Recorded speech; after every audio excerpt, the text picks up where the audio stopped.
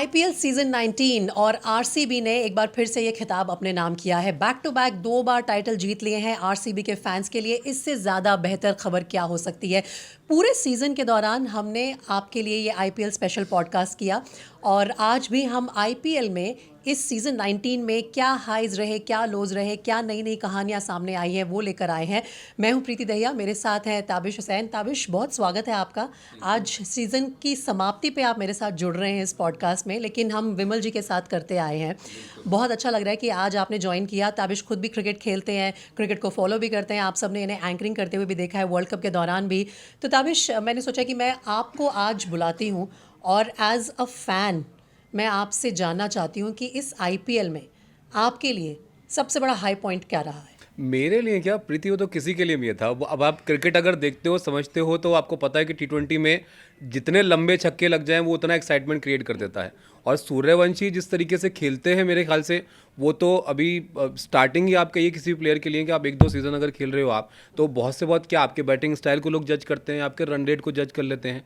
लेकिन इस लड़के ने, कोई दुनिया का ऐसा बॉलर नहीं है जिसका इस बार गुरूर नहीं तोड़ दिया। आप गुरूर शायद ठीक वर्ड ना हो, लेकिन किसी फास्ट बॉलर के लिए 6 लगना कितना उनके लिए धक्का होता है, ये क्रिकेट खेलने वाले समझते हैं, क्रिकेट के फैन समझते हैं। और वो भी इतनी बेरहमी से कि आप बहुत अच्छी बॉल डाल रहे हो और वो जो है वो दूर दूर जा रही हैं और बैक टू बैक जा रही हैं। मतलब बाउंड्री ना लगने देना, डॉट बॉल डालना तो बहुत बड़ी बात है। आप 6 बचा लीजिए इस लड़के के सामने, सूर्यवंशी के सामने, तो वो बहुत बड़ा अचीवमेंट था। मेरे ख्याल से ये जो पॉइंट आपने कहा है ना कि इनको आउट करने का मकसद तो भूल जाते हैं गेंदबाज।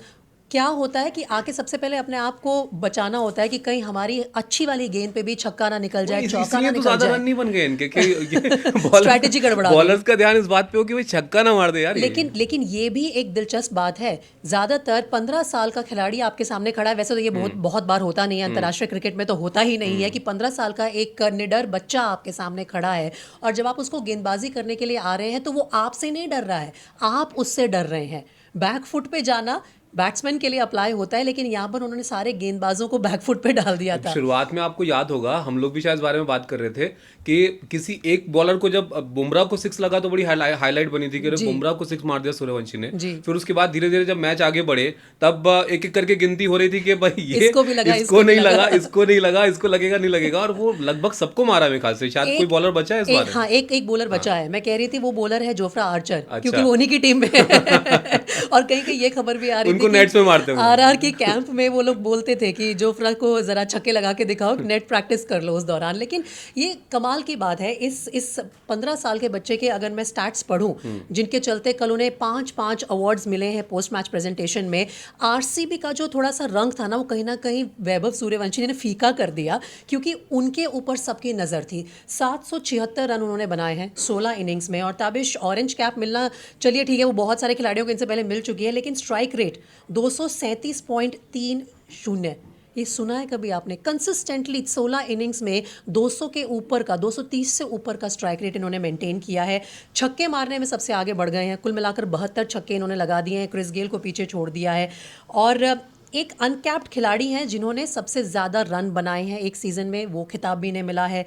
1000 आईपीएल रन्स सबसे तेज़ी से इन्होंने अचीव कर लिए हैं। मतलब कोई भी ऐसा रिकॉर्ड शायद बचा नहीं है जो इन्होंने ब्रेक ना किया। 2 बचे हैं, वो मुझे लग रहा है कि बहुत जल्दी टूटेंगे। कौन से वाले? एक वो क्रिस गेल का 175 हाईएस्ट स्कोर, वो यही मेरे ख्याल से तोड़ सकते हैं जिस तरीके से खेल रहे हैं। और एक विराट कोहली का 900 प्लस एक सीजन के अंदर, वो शायद इस बार भी हो जाता। वो 1-2 सीजन में जल्दी थोड़ा आउट हो गए, 1-2 मैचेस में। 700 से 776 तक तो पहुंच ही गए। तो बिल्कुल वो कोई मुश्किल नहीं लग रहा है। आई थिंक ये राइट कैंडिडेट है। और ये भी फैक्टर आपको दिमाग में रखना होगा कि ये सिर्फ अभी 15 साल के हैं। बहुत सारे आईपीएल सीजन्स अभी आने बाकी हैं जिसमें ये सब रिकॉर्ड्स जो हम कह रहे हैं ये बड़ी आसानी से टूट सकते हैं। एक वैभव सूर्यवंशी ने एक और कमाल करके दिखाया। आपने नोटिस किया कि इस सीज़न की शुरुआत में बहुत सारे लोग डाउट कर रहे थे कि यार आईपीएल में ना वो मज़ा नहीं आ रहा है, उस तरह के मैचेस नहीं हो रहे हैं, इंटेंसिटी कम हो गई है। बहुत सारे लोग जो है इंटरेस्ट कहीं ना कहीं खो रहे थे इस एडिशन में। लेकिन जब से इन्होंने अपने बल्ले से रंग जमाना शुरू किया, रन्स निकालना शुरू किया, लोगों का ध्यान वापस आया आईपीएल पे। मैं बहुत सारे ऐसे लोगों को जानती हूँ जो आईपीएल सिर्फ इनकी वजह से देख रहे थे। आपके भी फ्रेंड सर्कल में ऐसा हुआ होगा?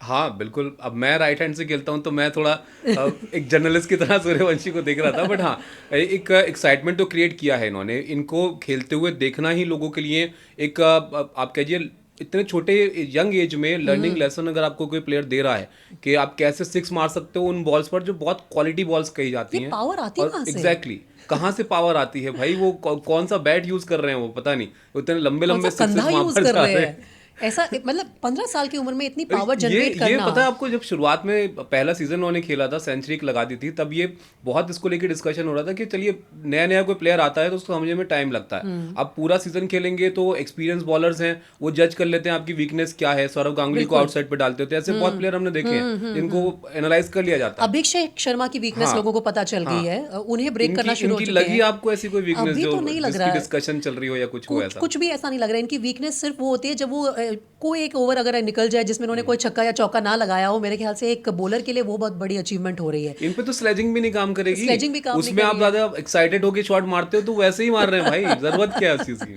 नहीं, कुछ भी काम नहीं कर रहा है। आई थिंक 2-3 बार जो ये 90s में आउट हुए हैं वहां कहीं लग रहा था कि शायद मेंटली ये प्रेशर ले रहे हैं कि मैं सेंचुरी तक पहुंच जाऊं, बट वो एक इमेच्योरिटी भी हो सकती है। धीरे धीरे अपने एक्सपीरियंस से आप सीखते हैं कि कैसे 90s में आपको उसकी एक और चीज बताऊं जाना मैं है आपको, आगे। एक कौन सा मैच था मुझे यहाँ पर याद नहीं आ रहा, वो 90s में आउट हुए थे, 97 वाला मेरे ख्याल से। तब कोई इंटरव्यू दे रहे थे या क्या था, तो वहाँ पे इनसे पूछा इंटरव्यू ने कि उस वक्त क्या चल रहा था आपके जहन में जब 90 प्लस खेल रहे थे, तो बोले मैंने देखा वो प्लेयर वहाँ पे खड़ा हुआ है और उसको क्लियर करने की मैंने कोशिश करी है, मैं प्लेयर देख के अगर शॉट नहीं मारता तो मैं शायद उसको क्लियर कर देता। मतलब तो समझ रहे हो आप? फील्ड को नोटिस किया तो हाँ, फंस गए, कि नहीं मैंने करते देख तो लिया, हाँ। सोच लिया मैंने कि मुझे प्लेयर से बचा के मारना है, तो शायद वो वहां चला ये गया। सनराइजर्स वाला मैच था। हाँ, शायद ये वही था। ये सनराइजर्स वाला मैच था जिसमें जब वो आउट हुए 97 पे तो पूरे देश में जो है ना बड़ा ही मायूसी का माहौल हो गया था, क्योंकि हर कोई चाह रहा था कि 97 को तो कन्वर्ट कर ही लेते और अपनी सेंचुरी बना चार लेते। मैचेस में 90 प्लस 3 बार कोई बंदा 90s पहुंच में जा out रहा हुए है, हैं। वो 90s में आउट हो जा रहा है। आप सोचिए अगर ये चार वो 300 भी पूरे कर लेते, शुभमन गिल के 400 हैं अभी तक आईपीएल के अंदर, एक सीजन में पार कर जाते हैं उसको। कर सकते थे बहुत एक आसानी से। सीजन में 400, वो अपने आप में एक रिकॉर्ड बन जाता वो। चलिए, ये तो वैभव सूर्यवंशी की कहानी हुई। पूरा सीजन ही मेरे ख्याल से इस एडिशन को वैभव सूर्यवंशी एडिशन के नाम से अब इतिहास के पन्नों में लिख देना चाहिए, क्योंकि वो सबसे बड़ी कहानी रहे हैं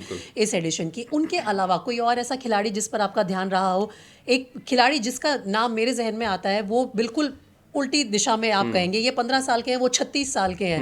भुवनेश्वर कुमार ने जिस तरह की गेंदबाजी करी है आरसीबी के लिए, मैचेस जिताए हैं और खिताब भी जिताया है, उसकी भी जितनी तारीफ की जाए उतना कम है। और अब ये चर्चा चल रही है कि भाई भुवनेश्वर कुमार को फिर से मौका मिलना चाहिए इंडिया की T20 स्क्वाड में। आपको लगता है ऐसा हो पाएगा? अब हो भी सकता है, अगर उनको ले तो बहुत अच्छा है, क्योंकि वो भुवनेश्वर कुमार को मैं बहुत वक्त से फॉलो कर रहा हूँ सिर्फ इसलिए क्योंकि बहुत कंसिस्टेंट है वो अपनी चीज़ों को लेकर। वो जो क्वालिटी स्विंग बॉलिंग होती है वो बिल्कुल आपको परफॉर्म करता हुआ भुवनेश्वर कुमार ही नजर आते हैं, जब पहली बॉल से आपको सीम और स्विंग नजर आएगी वहां पर। और ये आज के वक्त में तब हो रहा है जब ऐसा लगता है कि जितनी तेज बॉल कोई फेंक रहा है वो उतना ज़्यादा बड़ा सेंसेशन बनता चला जा रहा है। ऐसे कितने बॉलर्स हमने देखे जो आए और बहुत बड़ा नाम बन गए क्योंकि आप एक 150 प्लस फेंक रहे हो। भुवनेश्वर की स्पीड उतनी नहीं है, मेरे ख्याल से 135 130 फेंकते हैं वो, उसी रेंज में रहते हैं। और लेकिन उसमें आप इतना बंधी हुई लाइन और लेंथ से फेंक रहे हो, Consistency और accuracy बहुत है। एक्यूरेसी बहुत जबरदस्त है और वो लगातार है वो। एक आप बैट्समैन है, एज अ बैट्समैन आपने देखा है, क्योंकि सचिन तेंदुलकर ने भी एक ट्वीट किया था। Thank you so much for calling me. Sachin Tendulkar ने एक ट्वीट किया था कि वॉबली सीम हो गई है भुवनेश्वर कुमार की। कुछ नोटिस किया आपने, चेंज हुआ है उनकी सीम में,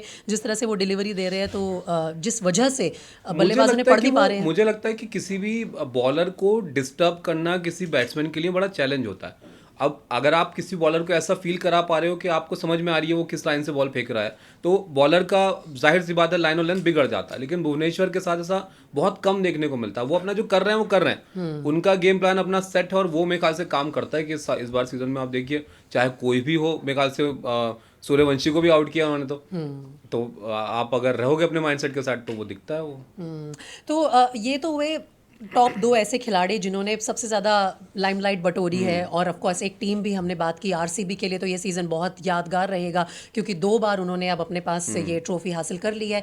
अब ऐसा कोई पल जो आपको लगा कि बहुत ही ख़राब निकला है इस आईपीएल में, कोई एक ऐसी चीज़ जो आपके लिए निराशाजनक रही हो इस एडिशन में, कुछ आता है आपके जहन में उसको लेकर?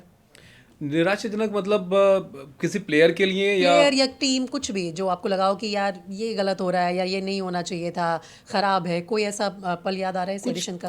कुछ टीम्स के लिए मुझे लगा ऐसा कि इतना खराब नहीं खेलना चाहिए था, जैसे? इतनी बड़ी बड़ी टीम्स एक हार जीत चलती रहती है। वो कहते हैं ना कि एक होता है कि गेम को हार मान जाना, एक होता है कि कोशिश करके हारना। हाँ। तो चेन्नई और मुंबई में ऐसा लगा नहीं कि आप कोशिश करके हार रहे हो। चेन्नई ने to be फिर भी honest। कोशिश की, रायल- शुरुआती झटकों के बाद थोड़ी लखनऊ के उभरी। साथ भी मेरे ख्याल से ऐसा ही सीन था वो।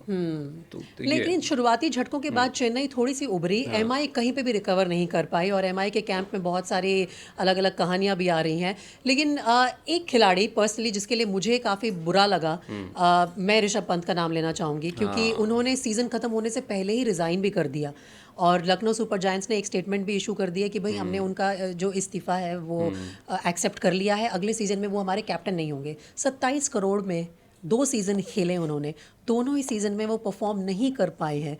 तो एज अ न्यूज़ एंकर भी आपके लिए बहुत बड़ा टॉकिंग पॉइंट रहेगा मेरे ख्याल बिल्कुल से। जाहिर तौर पर, वो भी ऐसे प्लेयर की हम बात कर रहे हैं जो एक टाइम पर, जैसे अभी सूर्यवंशी के बारे में हम बोल रहे हैं, ऋषभ पंत को इससे कम नहीं थे वो बैटिंग करते। sensational player। एग्जैक्टली। हाँ, बिल्कुल। अगर टीम में ऋषभ पंत बैटिंग कर रहे हैं तो उनका स्ट्राइक रेट सबसे ज्यादा होगा। वो ये अच्छा हल्के खेल ही comparison नहीं किया सकते। आपने, हाँ। वो हल्के खेल ही नहीं सकते। इसको लेकर कितनी बार Temperament नहीं है उनका। एग्जैक्टली कितनी बार क्रिटिसाइज करते हैं सब लोग, हम लोग ने भी किया कि भाई आप गलत शॉट आपने खेल लिया, आप थोड़ा रुक जाते हैं, कहीं एक रुक 6-4 मार दिया तो आप सिंगल ले लीजिए, या जो सिखाया जाता है क्रिकेटर्स को। सुनील नहीं, गावस्कर ने तो डांट लगाई है बकायदा। एग्जैक्टली वो कितना वायरल हुआ था, मीम वगैरह बन गए थे उस पर। तो ऋषभ पंत को अगर स्ट्रगल करना पड़ा है रन्स बनाने के लिए या कैप्टेंसी को लेकर उनको क्रिटिसाइज करना पड़ा है, तो ये जाहिर तौर पर बुरा लगता है ऐसे बड़े प्लेयर के लिए जो टीम इंडिया के लिए नेशनल लेवल पर, इंटरनेशनल लेवल पर बहुत नाम कमा चुका है। एंड उनको ग्लोबली जो फैंस हैं वो देखते हैं कि भाई ये अच्छा करें, ये अच्छा करेंगे तो अच्छा लगता है देखने में। उनको रास नहीं आ रही है कैप्टेंसी मेरे ख्याल से। हो सकता है कि वो कैप्टेंसी वाला प्रेशर शायद वो उनके ऊपर ज्यादा भारी पड़ रहा हो। हाँ, वो कई बार ऐसा होता है ना कि वो बोलते हैं कि प्रेशर इज प्रिविलेज, लेकिन वो हर कोई संभाल नहीं पाता है। उसके लिए एक अलग टेम्परामेंट चाहिए। रोहित शर्मा उसका बहुत बड़ा एग्जाम्पल है, हर कोई रोहित शर्मा भी नहीं हो सकता लेकिन है। सिर्फ कैप्टन ही थोड़ी आपका टीम में हार और जीत तय करता है। ऐसा लग रहा है आपको लखनऊ की टीम ओवरऑल अगर बाकी टीम से बहुत बदलाव होंगे इस टीम में। इन्होंने बहुत ज़्यादा पैसा कुछ खिलाड़ियों पे खर्च किया है, चाहे वो निकोलस पूरन हो, चाहे वो खुद ऋषभ पंत हो, कुछ और भी इनकी जो चॉइसेस थी वो गलत गई हैं। और अब तो उड़ती उड़ती खबर ये आ रही है कि हो सकता है हार्दिक पांड्या वहाँ पहुँच जाए। तो लगता है आपको फर्क लाएंगे हार्दिक पांड्या? मुझे लगता है कि देखिए उनको कैप्टन की तलाश है, हार्दिक पांड्या को भी अगली टीम की तलाश होगी जहाँ पे वो कैप्टन बन सकते हैं, क्योंकि मुंबई में तो अब वो कैप्टन रहने बहुत मुश्किल है।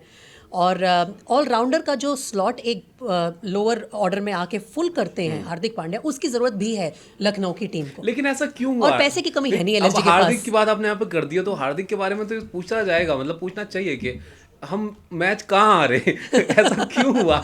हार्दिक पांड्या जैसा प्लेयर जो खौफ पैदा कर दे सामने वाले प्लेयर्स के सामने, बॉलर्स हो चाहे बैट्समैन हो, मुंबई में लगता है कि वो एक्सेप्ट ही नहीं कर पाई। अभी भी वर्ल्ड कप जीत के आए, मुंबई इंडियन को एक्सेप्ट ही नहीं कर पाई, ऐसा लगता है। ये दोनों तरफ से नहीं चल रहा है। मतलब आपकी ऑब्जर्वेशन बिल्कुल सही है कि कहीं ना कहीं या तो टीम उनको एक्सेप्ट नहीं कर पा रही है या वो टीम में अपने आप अपनी जगह नहीं बना पा रहे हैं, क्योंकि आपने आके सबसे ज्यादा सक्सेसफुल कैप्टन को रिप्लेस किया है और वो कैप्टन अभी उस टीम का हिस्सा है और बहुत अच्छा कर रहे हैं जो उनका रोल है एज ओपनर। रोहित शर्मा ने करके दिखाया थोड़ी बनना चाहते हैं, नहीं, वो कैप्टन नहीं बनना चाहते हैं। मेरे ख्याल से अब रोहित का बतौर एमआई कैप्टन सफर खत्म हो गया है, लेकिन यहाँ पे एक लॉयल्टी फैक्टर आता है ना। आप 17-18 सीजन से किसी एक व्यक्ति के साथ हैं, आपने उन्हें परफॉर्म करते देखा है, आपने उन्हें लीड करते हुए देखा है, आप उनके तरीके से कंफर्टेबल हो गए हैं। अब कोई और आगे वो पूरा सिस्टम बदलेगा और अपने आप को आपके बीच में बसाने की कोशिश करेगा, तो एक फैक्टर आता है कि आप भी किसी नई सोसाइटी में जाके जब अपने आप को बसाते हो कर रहे हैं या तो बड़ा मुश्किल होता है। टीम को हिलाने की थोड़ी कोशिश उन्होंने की है, क्योंकि उनके पास ये पावर नहीं है कि वो हिला वो सके। एटीट्यूड प्रॉब्लम बड़ा डिस्कस होती है हार्दिक के बारे में। प्रॉब्लम और से ये क्या मैं होता है प्रीति यहाँ पे क्यों कह रहा हूँ, देखिए अभी मैं एक कुछ था, वो आर्टिकल पढ़ा था, क्या था वो, लोग कंपेयर कर रहे हैं हार्दिक और जो रोहित का एक कॉम्बिनेशन था कि एक बहुत सीनियर प्लेयर रोहित शर्मा जैसा और हार्दिक पांड्या के कैप्टन बनते हैं टीम में, और वो डिफरेंसेस दिखते हैं कि भाई बहुत से प्लेयर को वो चीज़ पसंद नहीं आई या फैंस को नहीं पसंद आई। पहले सीजन में तो उनको शायद में खास से फैंस ने इतना ज़्यादा बू कर दिया था। एग्जैक्टली। तो और दूसरी तरफ रजत पाटीदार हैं, उनके साथ विराट कोहली खेल रहे हैं, विराट कोहली और का पूरा सपोर्ट भी है। एग्जैक्टली।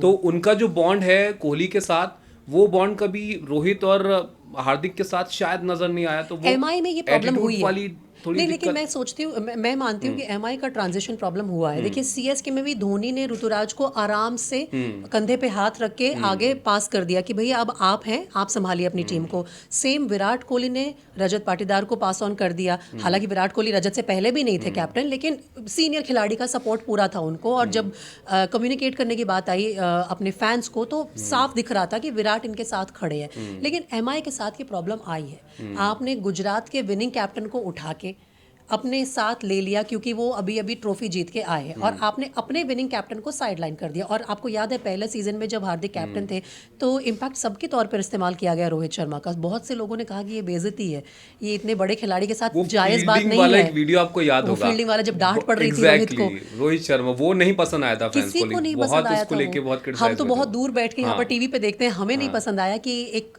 इंडियन कैप्टन के साथ आप ऐसा बिहेवियर नहीं कर सकते हैं। तो वो एटीट्यूड वाला इशू है, थोड़ा गर्लफ्रेंड वाला इशू है, जिसके बारे में खबरें तो हैं कि भाई मैनेजमेंट ने जाके बीसीसीआई को कंप्लेन किया है कि खिलाड़ियों को रोकिए कि भाई इनको अपनी गर्लफ्रेंड्स को साथ लाना अलाउड नहीं है। तो बहुत से फैक्टर्स हैं जो इस सीजन में खराब गए हैं एमआई के लिए, हार्दिक पांड्या के लिए। हार्दिक पांड्या शायद नई टीम ढूंढ रहे होंगे, शायद नई टीम्स हार्दिक कौन पांड्या सी को टीम ढूंढ में रही fit बैठेंगे होंगी। वो? मैंने बोला ना आपको एलएसजी हो सकता है। एलएसजी चर्चा तो चल रही है कि चेन्नई में जा सकते चेन्नई हैं। में जगह कहाँ है, क्या करेंगे चेन्नई में जाके? हाँ, ये भी चेन्नई में भी, लेकिन चेन्नई अगर आप देखो उनके कैप्टन के साथ कौन सा उन्होंने बहुत अच्छा परफॉर्म कर लेकिन उनके पास संजू सैमसन है। वहाँ पे भी चेंजेस की बहुत जरूरत संजू सैमसन है वहाँ पे। है।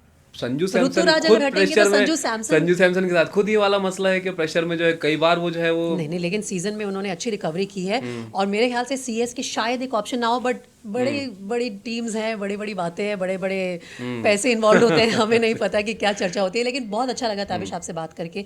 आपने आज इस पॉडकास्ट में आके जो अपना एलिमेंट डाला है, बहुत स्वागत है उसका। आगे भी कोशिश करेंगे कि आपको लाएं। एंड आई होप आपको भी मज़ा आया होगा आईपीएल का एडिशन देख के। बिल्कुल, बहुत मजा आया। हम दोनों क्रिकेट को बहुत पसंद करते हैं और उसके बारे में बात हो तो फिर और इनके शो पे मैं अगली बार जा रही हूँ क्रिकेट की चर्चा करने के लिए। Most welcome. और आप सबका भी बहुत स्वागत है। अगर आप कमेंट सेक्शन में कुछ भी इस आईपीएल एडिशन को लेकर अपने सुझाव देना चाहते हैं, अपने कमेंट्स देना चाहते हैं, प्लीज़ ज़रूर हमें लिख के बताइएगा। फिलहाल हमारे साथ जुड़ने के लिए बहुत शुक्रिया।